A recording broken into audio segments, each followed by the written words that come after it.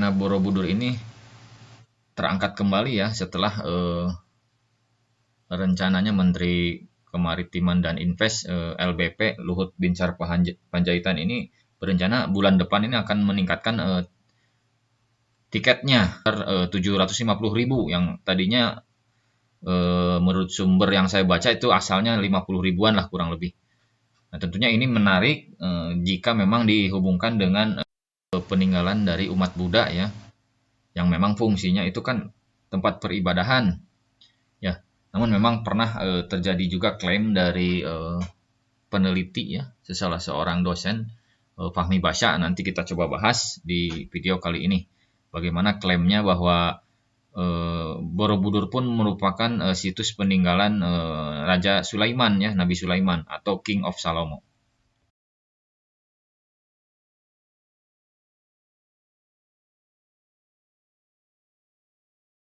Bismillahirrahmanirrahim. Assalamualaikum warahmatullahi wabarakatuh. Di mana Borobudur ini tiketnya sekarang akan dinaikkan ya. Jadi rencana dari Menteri Kemaritiman dan Invest Luhut Binsar Panjaitan akan menaikkannya. Kita baca di berita BBC News Indonesia, ini menjadi menarik ya. Kita lihat coba bagaimana tanggapannya. Jadi rencana pemerintah menaikkan tarif tiket untuk pelancong lokal maupun mancanegara ke Candi Borobudur ditentang. Nah, jadi banyak pertentangan gitu, di berbagai kalangan termasuk pengamat pariwisata dan keluarga cendekiawan Buddhis Indonesia. Jadi dari sisi keyakinan agama Buddha dan dari sisi pengamat pariwisata ya. Nanti kita lihat umat Buddha di Indonesia menilai situs bersejarah ini tersebut hendaknya diperkuat dari sisi spiritual keagamaan di masa mendatang dan dikembalikan lagi ke fungsi utamanya sebagai tempat peribadahan agama Buddha ya, dibanding pariwisata. Jadi ini komplainnya ya dari sisi keyakinan saudara kita di agama Buddha. Itu mengapa mereka meminta perlu ada aturan yang lebih kuat soal siapa saja yang boleh naik ke lokasi paling atas dari candi. Nah, ini ungkapan dari pelaksana harian DPP Keluarga Cendekiawan Buddhis ya. Seharusnya yang bisa naik ke struktur dan puncak bangunan Arupadatu hanya umat Buddha yang sedang melakukan peribadatan seperti Pradaksina atau Sanbunyibai ya, kurang lebih itulah. Oke, nanti bisa dibaca ini. Kita lihat coba bagaimana pernyataan dari pemerintah ya yang ingin menaikkan ini. Ini dari sisi pariwisata pun komplain ya. Karena mungkin tidak sejalan ketika tiket 50.000 dibandingkan dengan 750.000. Nah, apa fasilitas yang bisa diterima ya oleh konsumen ya, oleh pengunjung ya. Seharusnya memang dengan angka yang naik ya dari 50 sampai 750 berarti ini fasilitasnya lebih. Nah, sekarang kalau tiket masuk 50.000 pelayanan sama dengan yang didapati dengan harga 750.000 buat apa? Kecuali dengan harga sebesar itu pengunjung mendapat atraksi berupa visual reality tentang sejarah Candi Borobudur bagus itu. Nah, ini beberapa komplain ya. Nanti bisa dibaca ini, sekarang memang berita viralnya seperti itulah. Ya, nanti kita lihat mana pemerintah. Nah, ini nih. Rencana peningkatan harga tiket naik Candi Borobudur disampaikan Menteri Koordinator Bidang Kemaritiman dan Invest Luhut Binsar Panjaitan pada Sabtu tanggal 4 bulan 6 ya, mungkin bulan ini. Nih, semenjak video ini dibuat, ini juga bulan 6 ini. Jadi memang ini berita viral ya, berita baru.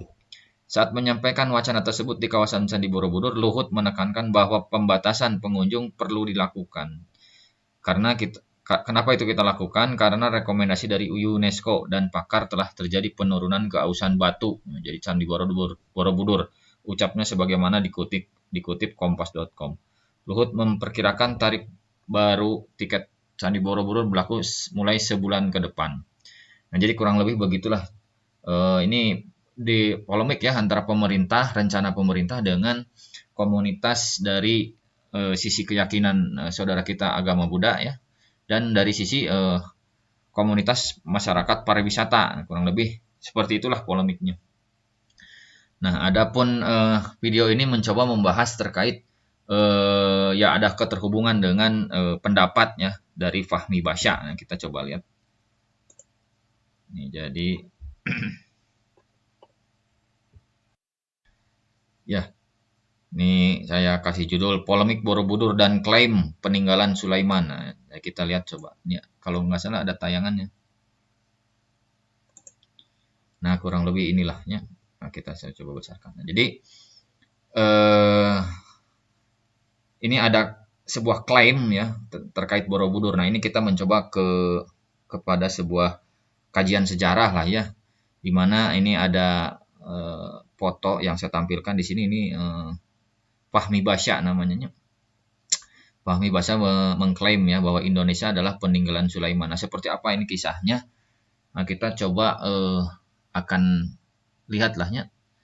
Memang klaim ini nah, jadi klaim Nabi Sulaiman itu kan sebenarnya gini kisahnya ya. Nabi Sulaiman itu kisahnya itu menyatukan negeri Saba dengan Palestina. Jadi Palestina itu tempat domisili Bani Israel karena memang Bani Israel Sulaiman itu dari keluarga Bani Israel ya, keturunan Daud ya. Kalau keyakinan Islam mengatakan Nabi Daud, tapi kalau keyakinan Yahudi dan Nasrani itu David ya. Ya samalah Daud juga. Nah, itu berdomisili fix ya di Palestina atau Yerusalem. Nah, ini Nabi Sulaiman. Nah, Nabi Sulaiman ini mengirimkan surat kan, kisahnya itu ya, baik di Bible atau maupun di Quran ya, di kitab suci kita lihat mengirimkan surat. Nah, suratnya itu ke negeri Saba. Nah, negeri Saba inilah yang menjadi klaim-klaiman lah, klaim pendapat. Nah, ada yang mengatakan di mana, di Saba itu ya di Yaman, ada juga yang mengatakan di Ethiopia ya. Nah, ada juga yang mengatakan di Indonesia nih Wonosobo. Nah, salah satunya Wonosobo inilah yang diajukan ini Borobudur karena sebagai situs peninggalannya ini Borobudur.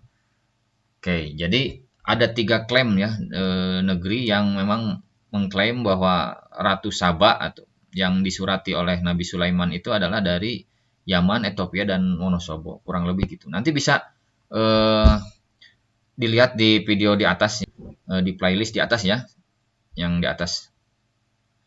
Yang di atas. Oke. Nah, jadi bagaimana pendapat Fahmi Basya ini saya lihat coba. Nah, ini Fahmi Basya ya. Oke. Terus ini bagaimana pendapatnya? Nah, ini pendapatnya. Pendapat Fahmi Basya di buku-buku ilmu sejarah kita disebutkan bahwa Candi Borobudur didirikan pada abad ke-7 Masehi. Jadi buku sejarah atau mainstream lah, sejarah mainstream ya yang tercatat di buku-buku pelajaran mengatakan bahwa Candi Borobudur didirikan pada abad 7 Masehi. Ya, jadi 7 Masehi sekitar ya sejaman lah dengan Nabi Muhammad ya. Rasulullah kan juga sekitar 7 Masehi ya. Tetapi menurut teori paruh waktu bahwa penelitian terhadap Candi Borobudur, terhadap batu candi tersebut tidak bisa dihitung umurnya dengan isotop C karbon. Sehingga bisa ditarik hipotesa bahwa Candi Borobudur tidak dibuat pada abad ke-7 Masehi. Nah, jadi pendapat Fahmi Basya ini mengatakan bahwa penelitian C karbon ya, karbon dating ini tidak valid lah, katakan seperti itu, tidak valid sehingga diduga ini menurut beliau ini 7 Masehi ini tidak tepat. Nah, coba kita lihat plot yang telah saya buat ya, kurang lebih. Nah, ini Nabi Muhammad SAW ini sekitar abad 7 lah ya, abad 6-7 Masehi ya. Ini di sini sejaman dengan Borobudur kalau begitu kan. Dinasti Sailendra-nya kan kita ketahui di mainstream itu dibangun oleh dinasti Sailendra sekitar abad 7 Masehi. Ini sejaman dengan Nabi Muhammad. Nah, adapun Sulaiman ya, ini Sulaiman di sini nih posisinya mungkin sekitar sebelum Masehi kan, ini Masehi nih. Nabi Isa ya atau Yesus Kristus ini berdakwah lah ya kurang lebih di abad 0 ya. Nah, ini Nabi Sulaiman itu mundur ke belakang lagi, ini sekitar 1000-an lah, 1200-an. Nah, kurang lebih gini. Jadi Borobudur ini menurut Fahmi Basya bukan di abad 7 Masehi tapi jauh ke belakang ya. Mungkin di abad 12 sebelum Masehi atau abad 11 sebelum Masehi. Nah, ini klaim dasarnya beliau mengatakan karena uji karbon ini tidak tidak tepat lah, kurang tidak valid. Terus yang kedua, klaim kedua, posisi Borobudur yang segaris lurus dengan Candi Pawon dan Mendut menjadi bukti bahwa mereka dibuat dengan jin.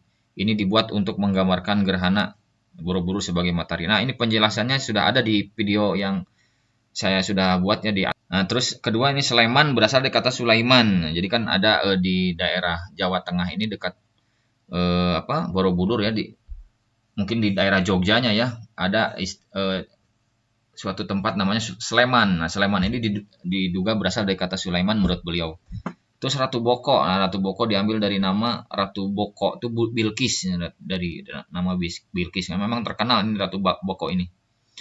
Nah, memang kisahnya Nabi Sulaiman ini menyurati kepada pimpinan yang di suatu negeri yang dipimpin oleh ratu. Nah, ratu itu memang berkuasa cukup luas ya kekuasaannya. Nah, di Nusantara pun terkenal ya dengan Ratu Boko ini mungkinnya. Sehingga ini klaim dari Fahmi Basa.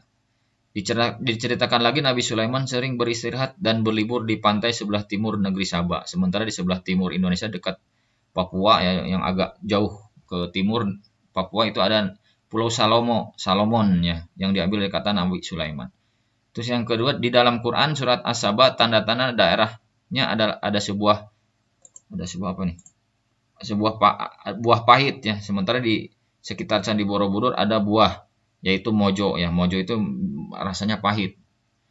Bahkan di sebuah kerajaan besar yang pernah berjaya di Pulau Jawa dulu rela menamakan kerajaannya dengan kerajaan Majapahit. Nah, ini bukti-bukti yang Fahmi Basa ajukan ya terkait klaim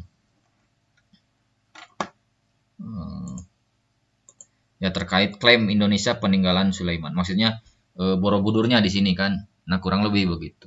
Adapun bagaimana Sabah, Aksum bisa dilihat di video di link di atasnya.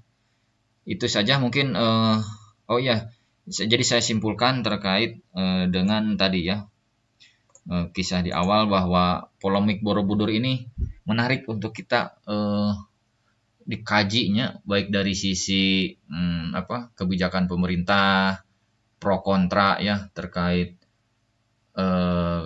peninggalan ini mau dibagaimanakan. Nah, kedua juga dari sisi pengkajian sejarahnya bahwa Borobudur ini bisa jadi kan peninggalan Nabi Sulaiman. Nah, untuk menariknya mungkin video ini saya buat mudah-mudahan menjadi awal ya semangat untuk belajar ya, sama-sama belajar, kita dialogkan bersama. Untuk itu saya undang di komentar ya, di link komentar di bawah untuk kita berdiskusi. Insya Allah mungkin nanti saya jawab dan saya respon. Kita akhiri saja mungkin video ini saja. Assalamualaikum warahmatullahi wabarakatuh.